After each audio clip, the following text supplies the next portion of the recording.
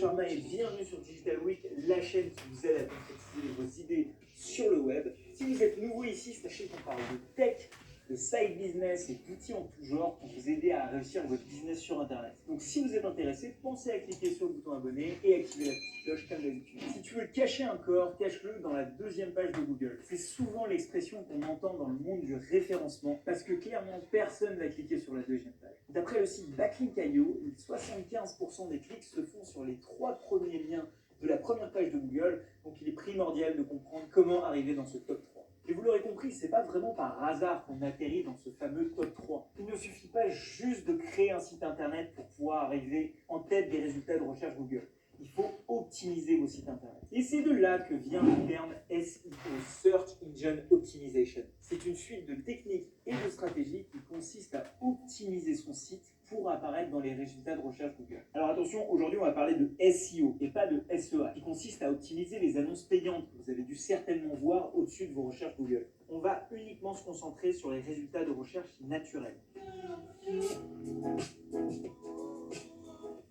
Tous les jours, il y a des millions de pages web qui sont publiées sur Internet. Le travail de Google Search, c'est d'aller mettre dans sa base de données géante tous les nouveaux sites qu'il repère sur Internet. Un peu comme un bibliothécaire dans une bibliothèque, à chaque fois qu'il reçoit un nouveau livre, il va falloir qu'il le range correctement pour que quand quelqu'un vienne le chercher, qu'il puisse le retrouver. Google Search, c'est pareil. À chaque fois qu'il se retrouve devant un nouveau site Internet, il va falloir, 1, qu'il comprenne ce qu'il y a dedans, et 2, qu'il juge si cette page est intéressante ou non pour les recherches que font ses internautes. Et tout le but du SEO, c'est de l'aider à faire ce travail. Des millions de petits robots Google parcourent le web de lien en lien pour voir s'il y a des nouveaux sites web à mettre dans sa base de données, autrement dit à indexer dans sa base de données. D'ailleurs, si vous voulez savoir si votre site internet est bien dans la base de données de Google, il vous suffit de taper site, votre nom de domaine, pour savoir le nombre de pages qui sont indexées dans Google. D'ailleurs, je suis super curieux de savoir, dites-moi combien de vos pages sont indexées sur Google. C'est le petit montant qui sera marqué en haut à gauche quand vous irez rechercher site de votre nom de domaine. Et au fait, si vous venez de créer votre site internet, il est fort probable que les petits robots de Google ne soient pas encore passés.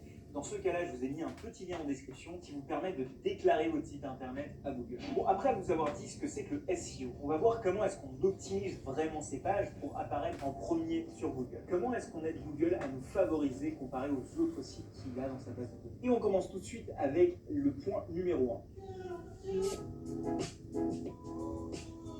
Le title et la métadescription, c'est les deux premières choses qu'on voit sur le résultat d'une page de recherche. Parlons déjà du title. Il faut absolument qu'il réponde à une recherche ou une intention de recherche. Je vous donne un exemple. Si vous tapez par exemple comment enlever le fond d'une photo, vous allez avoir des résultats dont le titre correspond parfaitement à la recherche que vous venez de faire. Il a aussi été démontré que les titles sous format de questions avaient beaucoup plus de chances d'être cliqués. Dans l'idéal, il faut que ce soit un title entre 14 et 40 caractères pour qu'il puisse respecter l'espace qui est donné par Google pour ça. Les choses qu'il faut absolument éviter. Hey, salut tout le monde, ou alors votre opticien vous accueille, tout simplement parce que ce title ne correspond à aucune recherche. Bref, Google ne vous favorisera pas. La partie juste en dessous du title, ça s'appelle la métadescription. Elle accompagne le titre. Là aussi, en quelques mots, on doit pouvoir aider l'utilisateur à mieux comprendre ce qu'il y a sur notre site. L'erreur classique, c'est de copier-coller le title dans le métadescription. Clairement, ça ne sert à rien, ça n'ajoute aucune valeur. Si vous oubliez d'ajouter une métadescription, c'est les premières choses qui s'affichent sur vos sites qui vont s'afficher